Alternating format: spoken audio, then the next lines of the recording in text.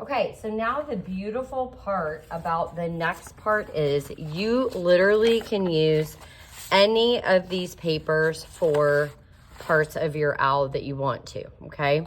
So I kind of thought about the color scheme and how I thought it would work, but I also wanted you to be real creative and be able to choose what you want. So maybe you want to use this for the owl's body, but maybe you want you have to have 2 or 3 owls. So maybe you want your 2 or 3 owls to be different colors, right? So say that I want to use this owl. What I'm going to do is I'm going to flip it over and I'm going to put my tracer on top of it. If you put it in the middle, you're going to waste a bunch. So what I do is I use like the edge of it. I'm going to trace on the back of my painted paper. I'm always tracing on the back. And then I'm going to cut it out. Okay. So that would be my owl's body, right? Now, say that I don't want to use the same paper because it's going to camouflage for my wings.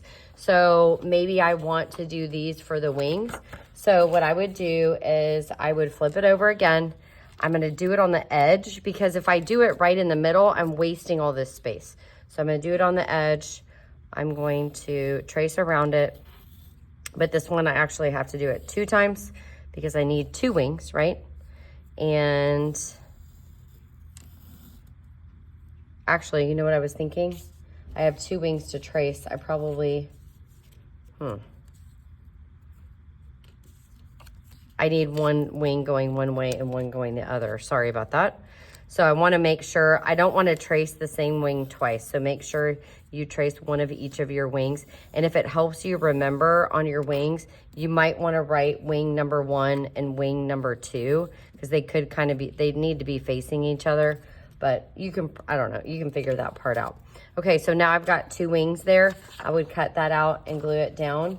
And then maybe you want to use this for the beak. So you're going to flip that over. You're going to trace the beak on the back of here, cut it out. Again, I wouldn't do it in the middle. I would do it right on the edge.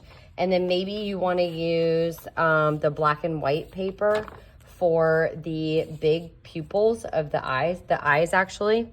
So I would turn it over, flip it, and then maybe use the orange or something like that also for the inside of the eye. So I'm gonna get to work on one of them just so you can see what it looks like.